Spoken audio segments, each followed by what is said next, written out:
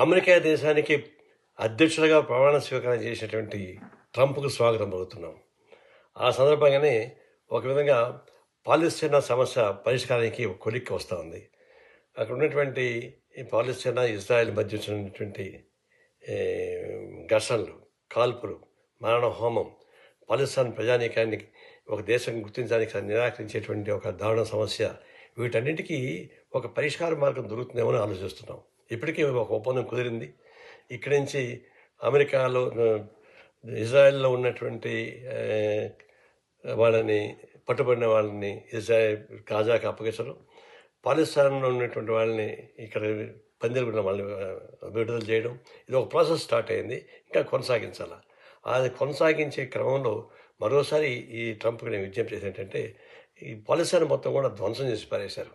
వాళ్ళకి ఆర్థికంగా సహాయం చేయాలి, వాళ్ళు నిలబడే పద్ధతులు ఏర్పాటు చేయాలి, వాళ్ళని సహాయం కూడా చేయమని, అదే మన ఇజ్రాయెల్ని మరీ కంట్రోల్ చేయమని చెప్పేసి మేము కోరుతా ఉన్నాం. రెండవది, అటు చైనాని, ఇటు పనామాని, వీటన్నింటినీ కాల్దుబాలని ప్రయత్నం కొంచెం చేస్తున్నాడు. అండ్ అలాంటి జోలికి పోవాల్సిన అవసరం లేదు. ఇంకొకటి ఏంటంటే, ఈ ఒకవైపున మేము ప్రమాణ స్వీకారం చేసే ముందే అమెరికన్ సుప్రీంకోర్టే ట్రంప్ అవినీతిని నిరూపించి ఒక సూసెస్ పాస్ చేసింది. మామూలుగా అయితే ప్రమాణ స్వీకారం చేయకూడదు, కానీ వాళ్ళ చట్టాలు వేరుగా ఉన్నాయి కూడా ప్రమాణ స్వీకారం చేసుకున్నాడు. అంతెందుకు, అంతకుముందు బైడెన్ అధ్యక్షుడిగా ఉన్నాడు. ఆయన ఒక గంట ముందు పదవి విరమణ చేసే ఒక గంట ముందర వాళ్ళ కుటుంబ సభ్యులపై ఉన్న కేసు మొత్తం రద్దు చేసుకుని వెళ్ళిపోయాడు. అది ఇటు జరుగుతూ ఉంటుంది. ఇప్పుడు నేను పోయింది ఏంటంటే, న్యూయార్క్ కోర్టులో కేసు, లంచం కేసు నమోదయ్యింది.